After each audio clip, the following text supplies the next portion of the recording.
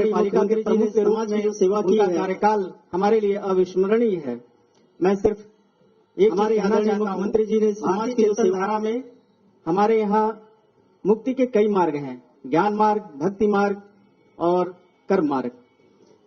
ज्ञान मार्ग के हमारे बहुत संत हैं जिनका हम आदर से नाम लेते हैं, जैसे आदि शंकराचार्य, संत कबीर, गुरु रैदास, नानक देव जी, संत नामदेव। इसी प्रकार कर्म मार्ग के रूप में हमारे सर्वश्रेष्ठ भगवान कृष्ण हैं, जिन्होंने कहा था तस्माद सतत कार्यम कर्म समाचार असक्तो याचार कर्म परमा प्रोति पुरुष। इसलिए तुम आसक्ति रहित होकर निरंतर कर्तव्य कर्मों को करो, क्योंकि जो व्यक्ति आसक्ति रहित होकर कर्म करता है उसे परम पद की प्राप्ति होती है। इसी प्रकार भक्ति की हमारे भी एक लंबी परंपरा है। सूर, तुलसी, मीरा आदि से लेकर धन्ना, सेना, संत ज्ञानेश्वर और सबसे बड़े जो परम आदरणीय गोरख पीठ है, जिन्होंने कहा था ज्ञान सरीखा गुरु न मिलिया, चित्त सरीखा चेला, मन सरीखा मीलू न मिलिया, ताथे गोरख फिर अकेला। तो जो ज्ञान, ये ज्ञान, कर्म और भक्ति की ये त्रिवेणी अद्भुत है। हमारे माननीय मुख्यमंत्री जी इसके एक अद्भुत उदाहरण है। अमूमन ऐसा उदाहरण जल्दी प्रतीत नहीं मिलता, जल्दी कहीं नहीं मिलता कि हम परम सम्मान के साथ अम्बेडकर महासभा की ओर से हम अपने माननीय मुख्यमंत्री जी को आमंत्रित करते हैं कि अपने आशीर्वचनों से हमें अनुग्रहित करें। सर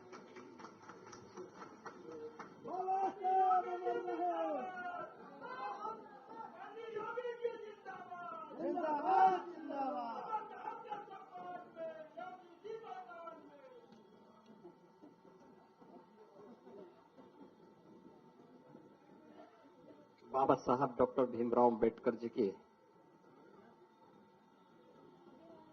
66वें महापरिनिर्वाण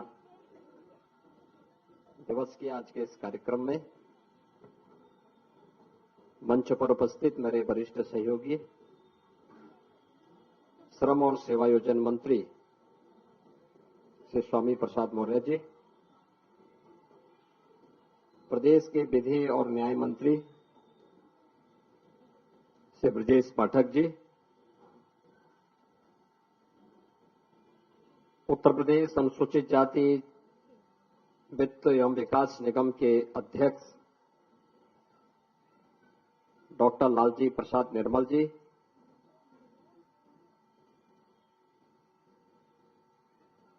बाबा साहब डॉक्टर भीमराव अंबेडकर केंद्रीय विश्वविद्यालय लखनऊ के कुलपति प्रोफेसर संजय सिंह जी,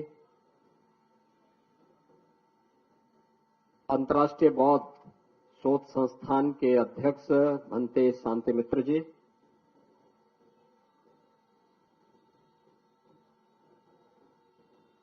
अनुसूचित जाति आयोग के अध्यक्ष डॉक्टर राम बाबू हरि जी, अनुसूचित जाति वित्त एवं विकास निगम के उपाध्यक्ष श्री विश्वनाथ जी, अंबेडकर महासभा के अध्यक्ष प्रोफेसर राम नरेश चौधरी जी, उपाध्यक्ष श्रीमती बीना मौर्य जी, महामंत्री श्री अमरनाथ प्रजापति जी, कोषाध्यक्ष डॉक्टर सत्या दोहरे जी, आज के इस कार्यक्रम में यहां पर उपस्थित सभी बौद्ध भिक्षुगण, अंबेडकर महासभा से जुड़े हुए सभी पदाधिकारीगण और बाबा साहब भीमराव अंबेडकर के सभी उपस्थित अनुयायी, उपस्थित भाइयों बहनों, बाबा साहब भीमराव अंबेडकर के महापरिनिर्वाण दिवस के अवसर पर मैं प्रदेश शासन की ओर से भारत माता के इस महान सपूत भारत रत्न बाबा साहब डॉक्टर भीमराव अंबेडकर को विनम्र श्रद्धांजलि अर्पित करता हूं। बाबा साहब भीमराव अंबेडकर ने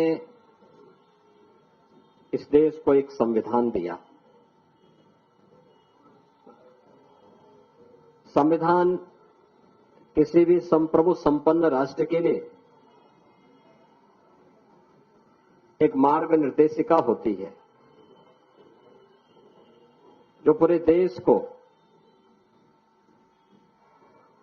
एक व्यवस्थित मूल्यों के साथ आगे बढ़ने के लिए एक प्रेरणा प्रदान करती है। बाबा साहब भीमराव अम्बेडकर ने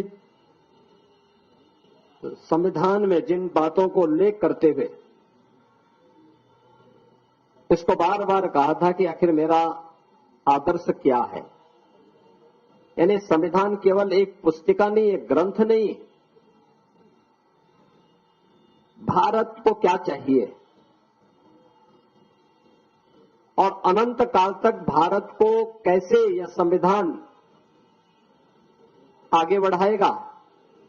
तो उसमें उन्होंने जिन बातों का उल्लेख किया, केवल 3 शब्दों के आधार पर उन्होंने सब कुछ कह दिया। स्वतंत्रता, समानता और बंधुत्व इस संविधान का आदर्श होगा। अब याद करिए, भारत के संविधान ने देश को सम विषम परिस्थितियों में कैसे एक नई दिशा दी है। कुछ लोगों ने संविधान का गला घोंटने का प्रयास किया था इमरजेंसी के समय में, लोकतंत्र को रौंदने का कार्य किया था, लेकिन पूरा देश एकजुट होकर के जोरदार प्रतिक्रिया व्यक्त किया था, प्रतिकार किया था। और यही नहीं, हम लोग जब इन सब मुद्दों को देकर देखते हैं, आखिर एक समता मूलक समाज की स्थापना किए बगैर एक सशक्त और समर्थ भारत की परिकल्पना ही बेमानी होगी। और यही कारण है प्रधानमंत्री मोदी जी ने बार बार इन पर हमेशा ध्यान आकर्षित किया और उसके लिए सरकार ने कार्य भी किया। बाबा साहब भीमराव अम्बेडकर जी के प्रति सम्मान का ही ये भाव है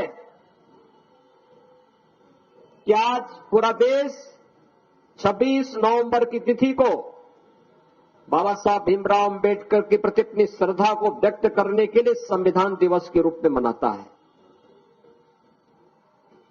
बाबा साहब भीमराव अम्बेडकर को आजादी के बाद जो सम्मान मिलना चाहिए था, इसलिए सरकारों ने नहीं दिया।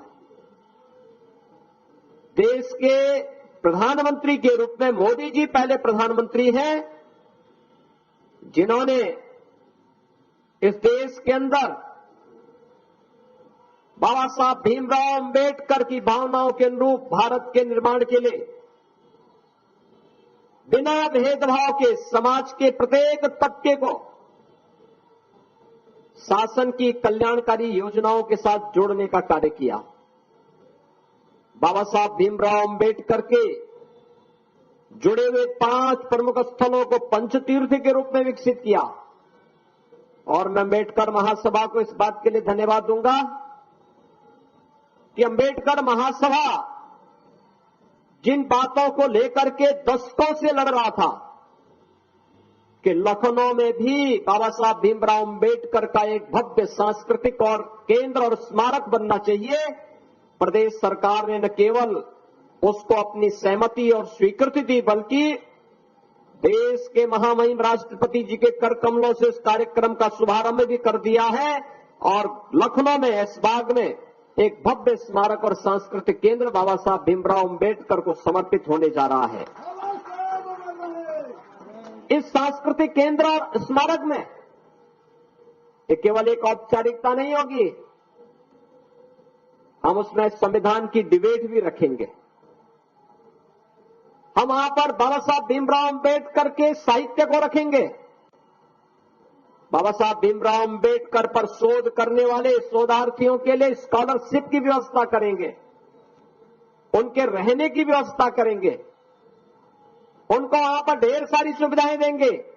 और अम्बेडकर महासभा स्मारक समिति के साथ जुड़ेगा और इस कार्यक्रम को तेजी के साथ आगे बढ़ा करके बाबा साहब भीमराव अम्बेडकर के आदर्शों के अनुरूप स्वतंत्रता, समानता और बंधुत्व के लक्ष्य को प्राप्त करने के लिए कार्य करेगा। भाइयों बहनों, आज आप देख रहे होंगे जिन बातों को लेकर के अंबेडकर महासभा ने पिछली बार यहां कहा था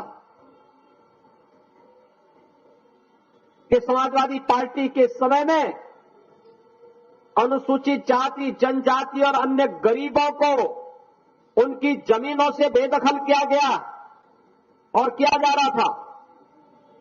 जब 2017 में सरकार बनी थी, हम लोगों ने आने के तत्काल बाद कहा था कि ग्राम पंचायत में जहां पर जिसका मकान बना है उसको वहां पर उस जमीन का कब्जा दिलाएंगे और उस पर वहीं पर उसका मकान बनवाएंगे।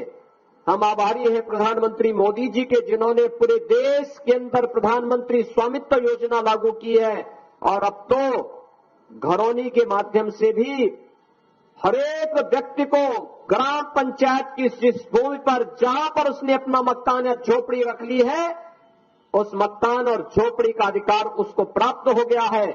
ड्रोन सर्वे किया जा रहा है। ड्रोन सर्वे के बाद ग्राम पंचायत की खुली बैठक होती है और खुली बैठक के आधार पर ये सुविधा दी जाती है। अब तक उत्तर प्रदेश में 22 लाख परिवारों को ऐसे कब्जे दिए जा चुके हैं। एक बड़ी क्रांति इसके माध्यम से आने जा रही है। स्वामित्व योजना, प्रधानमंत्री स्वामित्व योजना, हर गांव में एक अभियान चलाया जा रहा है। आज अनुसूचित जाति, जनजाति और अति पिछड़ी जाति से जुड़े हुए बच्चों की स्कॉलरशिप समय पर भेजी जा रही है। अब आश्चर्य करेंगे कि वर्तमान सत्र में हम लोग 68 लाख बच्चों को स्कॉलरशिप दे रहे हैं या शुल्क प्रतिपूर्ति देने जा रहे हैं। ये अनुसूचित जाति, जनजाति के बच्चों की स्कॉलरशिप को रोकने का काम किसने किया था? 2016 में समाजवादी पार्टी ने कर दिया था। ये लगातार समाज को बांटने वाले लोग हैं।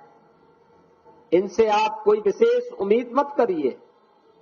ये विभाजनकारी मंशा के साथ देश के संविधान और भारत के उन महापुरुषों का अपमान करेंगे जिन लोगों ने देश के संविधान के निर्माण में योगदान किया, जिन्होंने समाज के रूढ़िगत और विपरीत तमाम उन विसंगतियों को दूर करने के आवाज उठाई। कुछ लोगों को अच्छा नहीं लगता और यही कारण है कि बाबा साहब भीमराव अंबेडकर के बारे में भी पिछली सरकारों में जो गलत टिप्पणियां होती थी, आज वे लोग अपने कृत्यों की सजा स्वयं भी भुगत रहे हैं। लेकिन यह देश बाबा साहब भीमराव अंबेडकर के प्रति कृतज्ञता ज्ञापित करते हुए भारत माता के इस महान सपूत के प्रति सदैव सदैव कृतज्ञता ज्ञापित करेगा। आज 66वें महापरिनिर्वाण दिवस के अवसर पर हम सब भारत माता के इस महान सपूत के प्रति उसी कृतज्ञता को निवेदित करने के लिए यहां पर इस स्मारक समिति के इस कार्यक्रम में यहां पर उपस्थित हुए हैं। मैं एक बार फिर से अंबेडकर महासभा को इस कार्यक्रम के लिए हृदय से साधुवाद देते हुए उन्हें आश्वस्त करता हूं कि बाबा साहब भीमराव अंबेडकर के जिस मिशन को लेकर के अंबेडकर महासभा कार्य कर रही है, प्रदेश सरकार लगातार उन कार्यक्रमों के लिए, उन मूल्यों के लिए कार्य करेगी। आप सबके प्रति मैं हृदय से अपनी शुभकामनाएं देता हूं और बाबा साहब भीमराव अंबेडकर के समाज और राष्ट्र को दिए गए उन बहुमूल्य आदर्शों के प्रति उन्हें विनम्र श्रद्धांजलि अर्पित करते हुए अपनी वाणी को विराम देता हूं। धन्यवाद। जय हिंद।